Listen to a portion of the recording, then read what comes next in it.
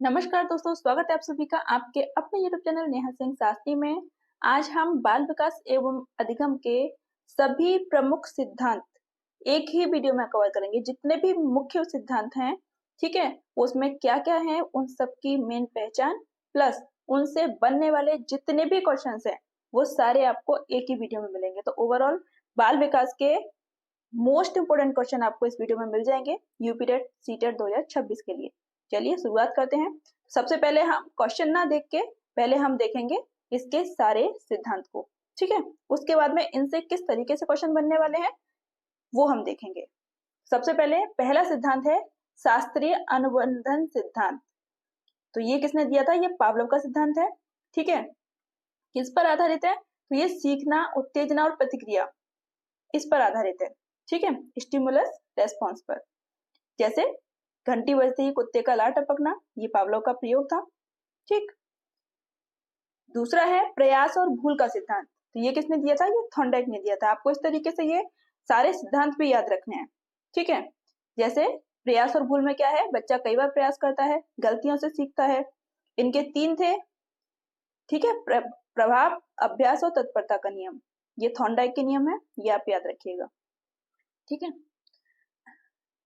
Next है क्रियात्मक अनुबंधन सिद्धांत। ये किसका है? ये है स्किनर का, ठीक है। इसमें क्या था? प्रोत्साहन और दंड से सीखना। तो जहां भी ये क्वेश्चन आए कि प्रोत्साहन और दंड से सीखना, पुरस्कार और दंड, ये किसका है? ये स्किनर का है। किसके अंदर आता है? क्रियात्मक अनुबंधन सिद्धांत के अंदर आता है, ठीक है।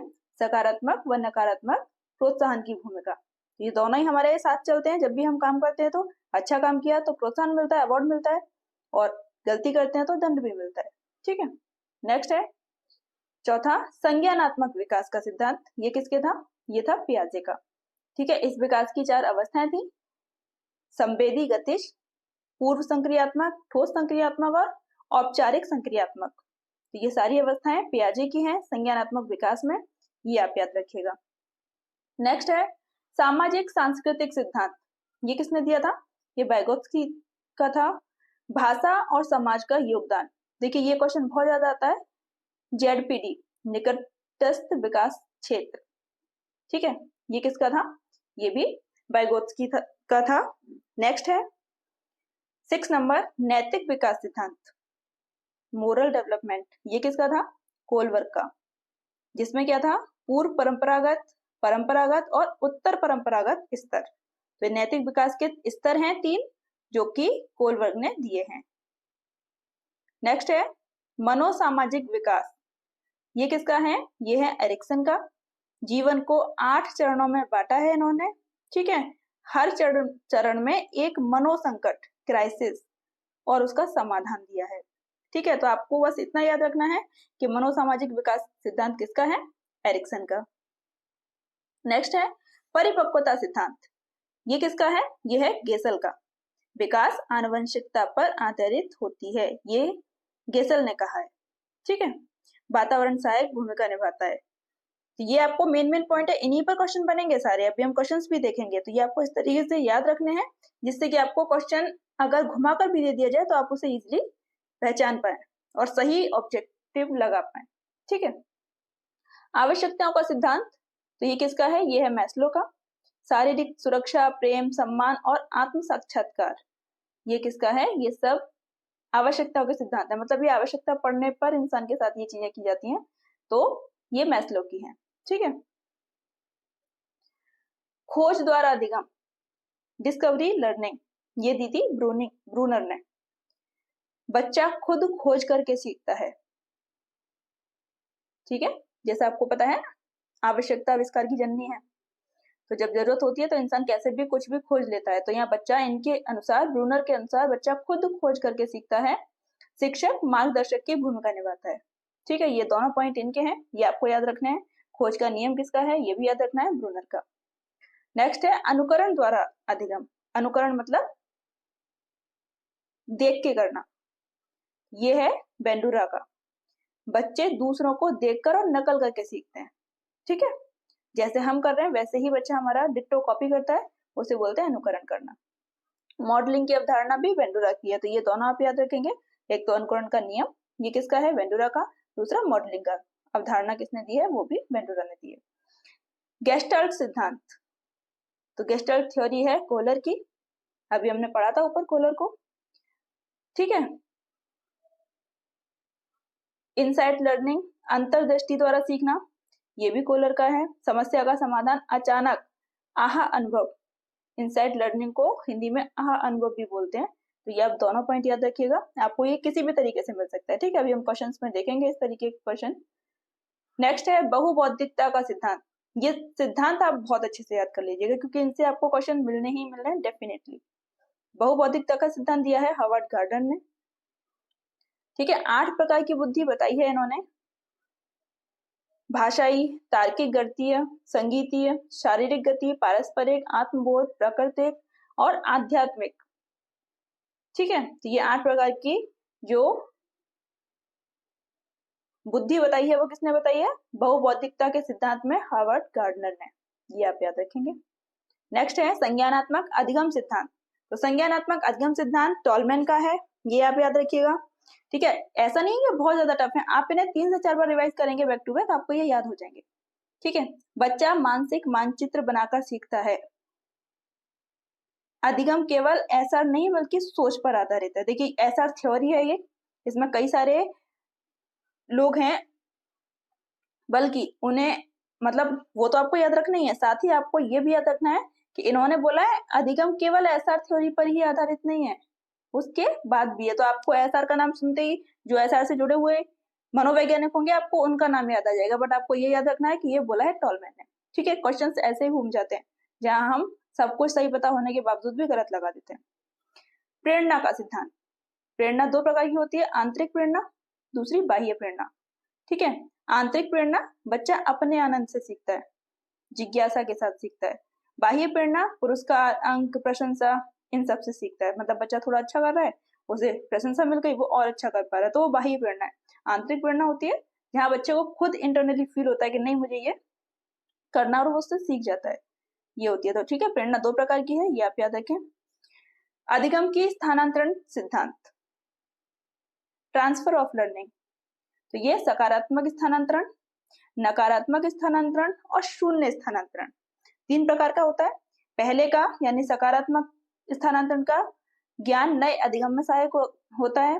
नकारात्मक स्थानांतरण का पहले का ज्ञान बाधक होता है, मतलब पहले से बच्चा अगर कुछ अच्छा सीखा हुआ है आगे भी वो उसे हेल्प करेगा सीखने में, तो वो सकारात्मक हो गया, ठीक है। लेकिन अगर पहले से कुछ चीजें गलत हैं उसके दिमाग में तो वो क्या हो गया, बाधक बनेगा उसके लिए। शून्य तो शून्य है ही, कोई प्रभाव ही नहीं पड़ने वाला, ठीक है। नेक्स्ट है व्यवहारवाद, वॉटसन का, बच्चे को कुछ भी बनाया जा सकता है। ये देखिए क्वेश्चन बहुत बार आता है, आप मुझे एक छोटा बच्चा दो, मैं उसे चोर, डॉक्टर, वकील कुछ भी बना सकता हूँ। किसने कहा था, वॉटसन ने। तो इनके अनुसार एक छोटा जो बच्चा जो होता है वो बिल्कुल कोरा कागज है, आप उसे जो चाहो बना सकते हो, जिस बिहेवियर में आप उसे डालोगे वही चला जाएगा, ठीक है। ये वॉटसन का है, कई बार क्वेश्चंस बनाए इससे। उत्तेजना और प्रतिक्रिया के आधार पर अधिगम, वो भी वॉटसन का है। नेक्स्ट है मानवतावादी दृष्टिकोण, कार्ल रोजर्स, शिक्षा का उद्देश्य आत्म विकास और आत्म साक्षात्कार है, ये कहा है कार्ल रोजर्स ने। शिक्षक मार्गदर्शक है, नियंत्रक नहीं, ये भी कहा है कार्ल रोजर्स ने। देखिए अभी हमने पीछे पढ़ा था कि शिक्षक मार्गदर्शक की भूमिका निभाता है, वो कुछ और मतलब किसी और से जुड़ा हुआ था, यहाँ पे एक शब्द और जुड़ गया, नियंत्रक नहीं है। मार्गदर्शक तो है लेकिन नियंत्रक नहीं है, तो ये एक नया शब्द जुड़ गया और ये नया नियम बन गया किसका, कार्ल रोजर्स का, ठीक है। तो ये छोटे छोटे से डिफरेंस आपको याद रखने हैं जिससे कि आप इजिली आइडेंटिफाई कर पाए कि आप सही जा रहे हैं, ठीक है। वीडियो को आप 2 से 4 बार देखिएगा कंटिन्यूस, आपके लिए बहुत हेल्पफुल होने वाली है ये वीडियो, ठीक है। इवन आपको बहुत सारे क्वेश्चंस आपके बाल विकास के यहाँ से मिल जाएंगे क्योंकि यहाँ पूरी थ्योरी आपकी कंप्लीट हो जाती है। नेक्स्ट है ब्लूम का शैक्षिक उद्देश्यों का वर्गीकरण। तो इन्होंने जो वर्गीकरण के क्षेत्र दिए हैं वो 3 हैं, संज्ञानात्मक, भावात्मक और मनोचालक। किसके हैं, ब्लूम के। नेक्स्ट है गैगने का अधिगम सिद्धांत। अधिगम 8 प्रकार के हैं, अभी देखिए वहां पे उन्होंने बुद्धि 8 प्रकार की बताई थी, है ना। अभी यहाँ पे क्या है, अधिगम 8 प्रकार के हैं गैगने के हिसाब से। संकेत अधिगम से लेके समस्या समाधान तक इन्होंने 8 अधिगम के प्रकार दिए हैं। सीखने के 9 शैक्षिक आयोजन भी दिए हैं। तो ये दोनों चीजें आपको याद रखनी है, किसकी? गैगने की। ठीक है, आप देखिए इनसे कुछ क्वेश्चंस देखेंगे हम। ठीक, यहाँ तक तो ये हो जाते हैं हमारे 20 नियम सिद्धांत जो मुख्य हैं, जो आपको टेट में मिलने ही मिलने हैं डेफिनेटली। अब आते हैं हम क्वेश्चंस की तरफ। पहला क्वेश्चन, पावलोव का शास्त्रीय अनुबंधन किस पर आधारित है? जो पावलोव का सिद्धांत है वो किस पर आधारित है? प्रयास और भूल पर, उत्तेजना और प्रतिक्रिया पर, प्रोत्साहन और दंड पर, या अंतर्दृष्टि पर? तो इसका सही उत्तर है ऑप्शन बी, उत्तेजना और प्रतिक्रिया पर। नेक्स्ट है, लॉ ऑफ इफेक्ट, प्रभाव का नियम किसने दिया था? थॉर्नडाइक ने, स्किनर ने, पियाजे ने या वाटसन ने? तो थॉर्नडाइक का यानी प्रभाव का नियम, हमने 3 नियम पढ़े थे अगर आपको याद होगा अभी ऊपर, तो ऑप्शन ए सही होगा इसका, थॉर्नडाइक। ठीक है, नेक्स्ट है, स्किनर का सिद्धांत किससे संबंधित है? पढ़ा था हमने अभी स्किनर को, शास्त्रीय अनुबंधन से, क्रियात्मक अनुबंधन से, अंतर्दृष्टि अधिगम से, या संज्ञानात्मक मानचित्र से? तो इसका सही उत्तर जो होगा वो होगा ऑप्शन बी, क्रियात्मक अनुबंधन से स्किनर का सिद्धांत। नेक्स्ट है प्रश्न नंबर 4, पियाजे के अनुसार ठोस संक्रियात्मक अवस्था किस आयु में आती है? 0 से 2 वर्ष, 2 से 7 वर्ष, 7 से 11 वर्ष, या 11 से 15 वर्ष? तो इसका सही उत्तर होगा ऑप्शन सी, 7 से 11 वर्ष। नेक्स्ट है प्रश्न नंबर 5, वाइगोत्स्की के अनुसार ZPD का अर्थ है? देखिए अभी मैंने आपको बोला था यहाँ पे नोटिस करने को कि ये क्वेश्चन बहुत ज्यादा बनता है, कई बार आ चुका है, तो आप इसे ध्यान से जरूर से याद कर लीजिएगा। ठीक है, चलिए इसका अर्थ देख लें एक बार, शायद आपको याद आ जाएगा यहाँ देखकर। सीखने की सीमा, निकटस्थ विकास क्षेत्र, उच्च बुद्धि क्षेत्र, या आत्म साक्षात्कार क्षेत्र? तो इसका सही उत्तर ऑप्शन बी, ठीक है, निकटस्थ विकास क्षेत्र। नेक्स्ट, कोलबर्ग का सिद्धांत किससे संबंधित है? कोलबर्ग को हमने 2 बार पढ़ा था, नैतिक विकास से संबंधित है, संज्ञानात्मक विकास से संबंधित है, मनोसामाजिक विकास से संबंधित है, या फिर भावनात्मक विकास से संबंधित है? तो आंसर होगा ऑप्शन ए, नैतिक विकास। नेक्स्ट है क्वेश्चन नंबर 7, विश्वास बनाम अविश्वास, ट्रस्ट vs मिसट्रस्ट किस विकास चरण में आता है? मतलब जहां बच्चा विश्वास और विश्वास करना, विश्वास ना करना, इसमें भेद उसके लिए बड़ा मुश्किल हो जाता है। शैशवावस्था में, बाल्यावस्था में, विद्यालय की अवस्था में 6 से 12, या किशोरावस्था में? तो इसका सही उत्तर होगा ऑप्शन ए, 0 से 1 वर्ष, शैशवावस्था। क्वेश्चन नंबर 8, गैसल का परिपक्वता सिद्धांत किस पर आधारित है या किस पर बल देता है?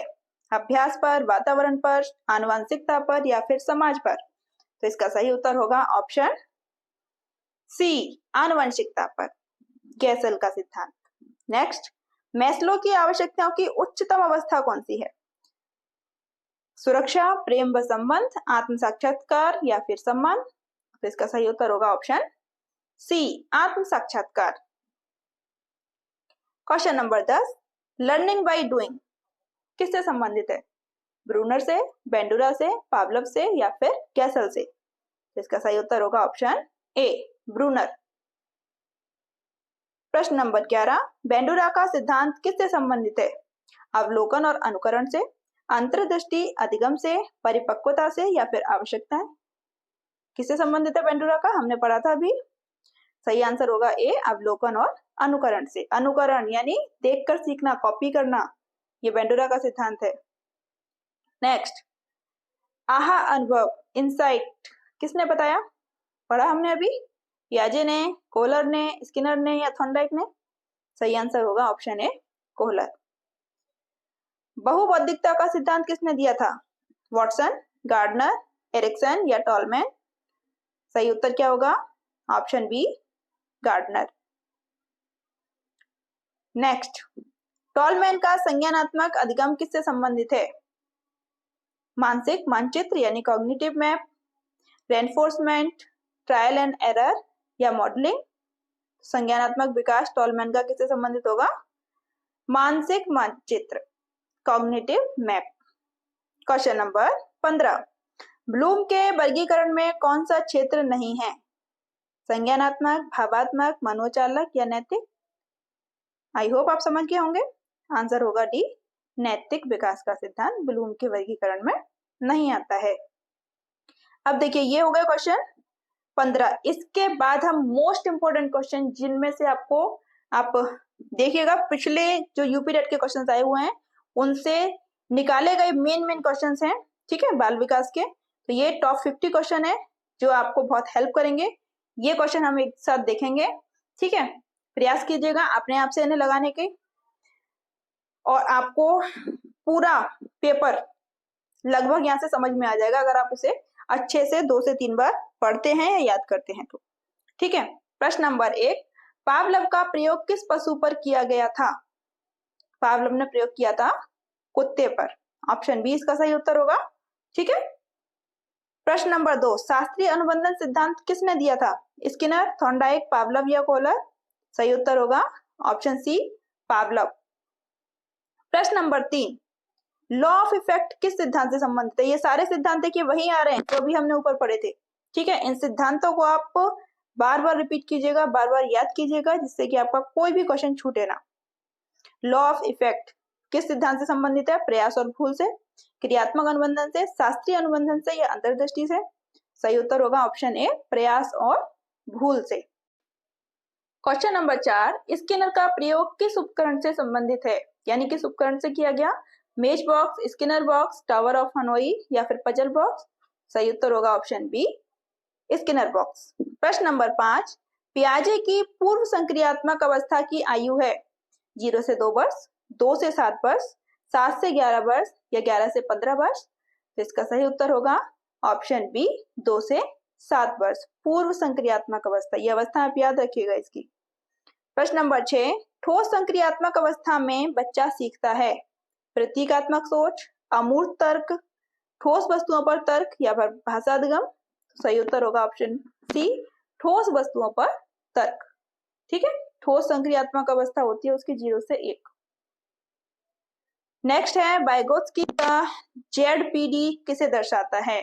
अभी हमने पढ़ा था ऊपर, फिर से मिला हमें ये क्वेश्चन, ठीक है। तो अगर बार बार कोई क्वेश्चन रिपीट हो रहा है, टेट में बार बार रिपीट हो रहा है, तो ध्यान रखें, मोस्ट इंपोर्टेंट क्वेश्चन है, आपको ध्यान रखना है, ठीक है। सही उत्तर इसका क्या होगा? ऑप्शन बी, ठीक है, निकटस्थ विकास क्षेत्र।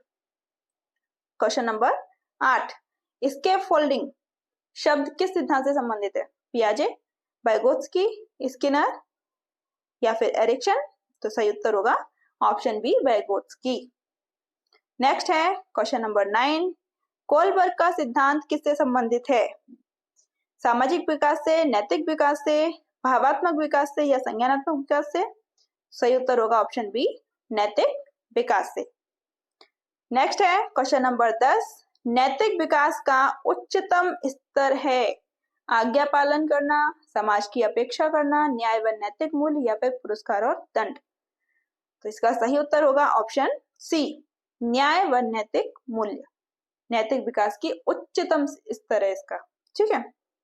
प्रश्न नंबर 11, एरिक्सन ने कितने मनोसामाजिक चरण बताए हैं?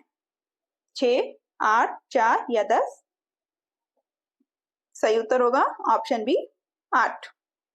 नेक्स्ट है विश्वास बनाम अविश्वास किस आयु में आता है? अभी हमने ऊपर पढ़ा था ये, ठीक है, कि कौन सी आयु में बच्चा ट्रस्ट vs मिसट्रस्ट?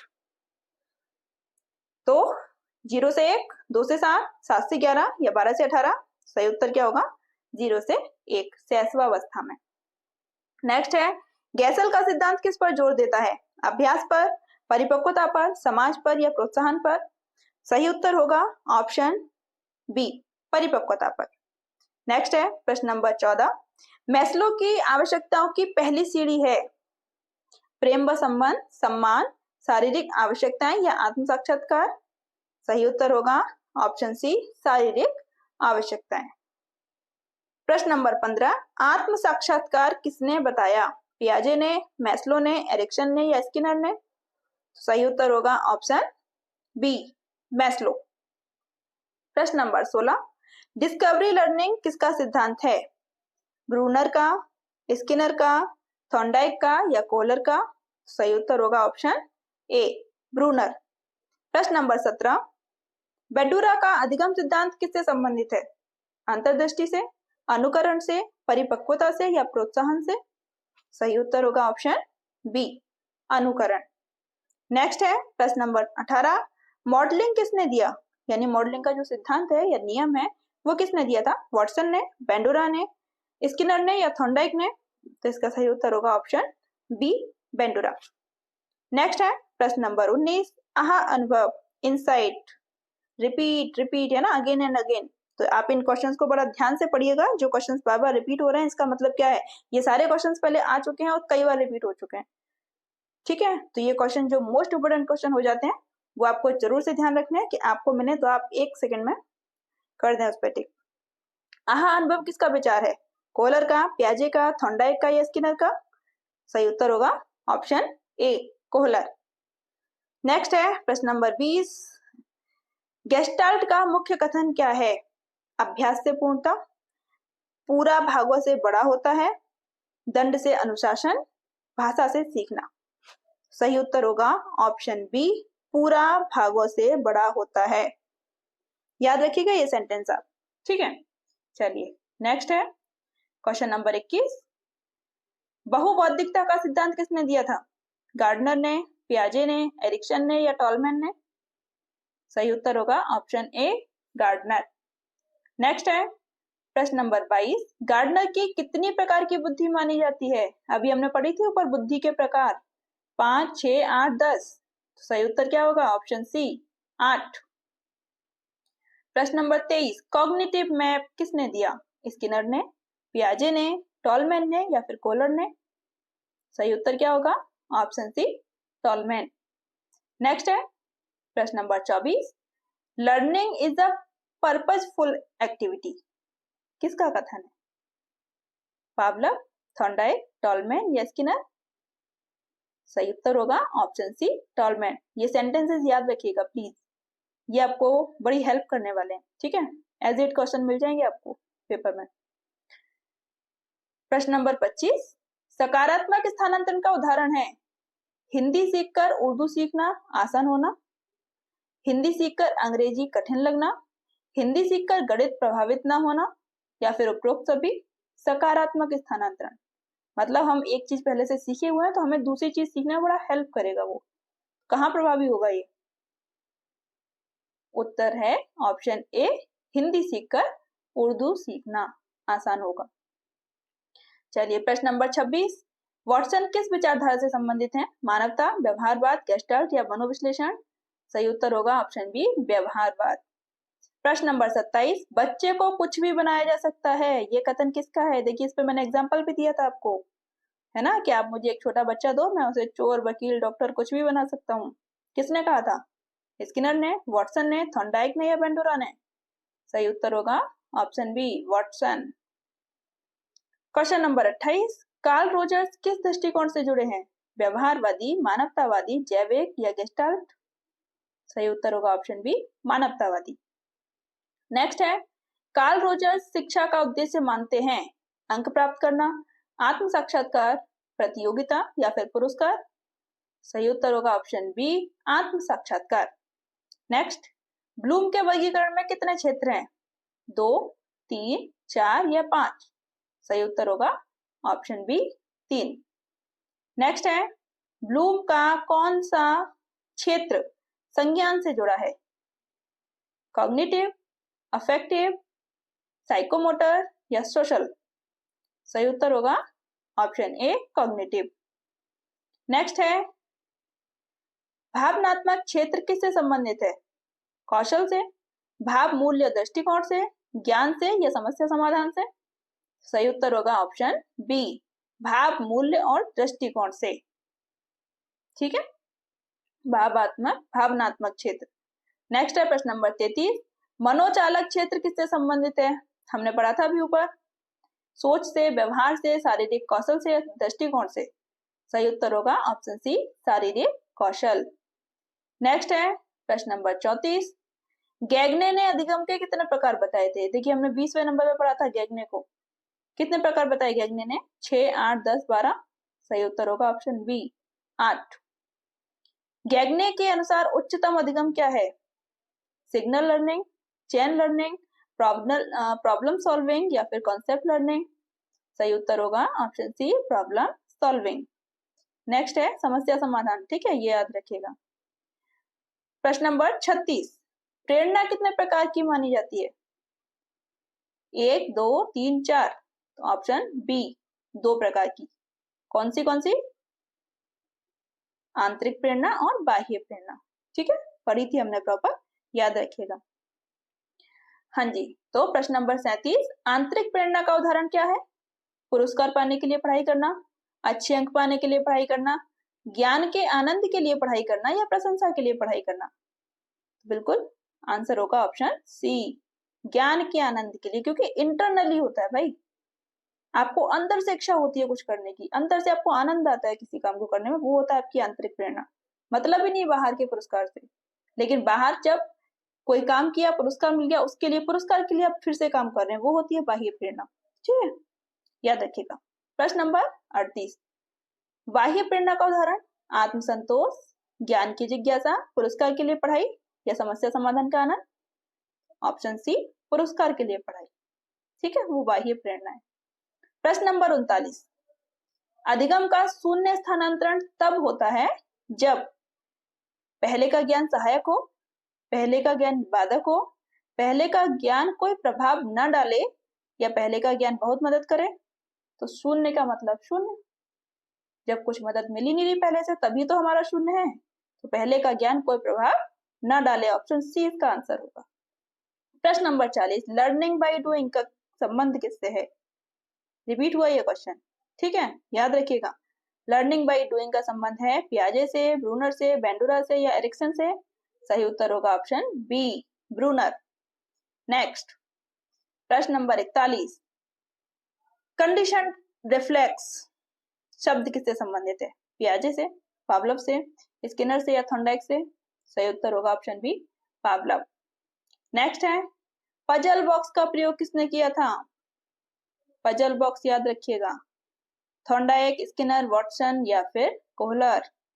सही उत्तर क्या होगा? ऑप्शन ए, थॉर्नडाइक ने। प्रश्न नंबर 43, बेबी अल्बर्ट एक्सपेरिमेंट किसका प्रयोग?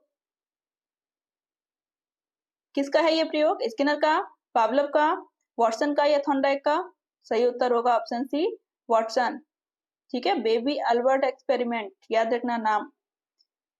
नेक्स्ट, रेनफोर्समेंट किस सिद्धांत का मुख्य अंग है? शास्त्रीय अनुबंधन का, क्रियात्मक अनुबंधन का, गेस्टाल्ट का, संज्ञानात्मक मानचित्र का? आंसर होगा ऑप्शन बी, क्रियात्मक अनुबंधन।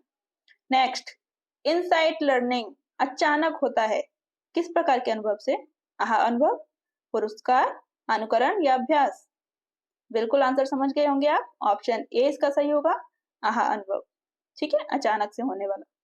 प्रश्न नंबर 46, पियाजे के अनुसार ऑब्जेक्ट परमानेंस किस अवस्था में विकसित होती है?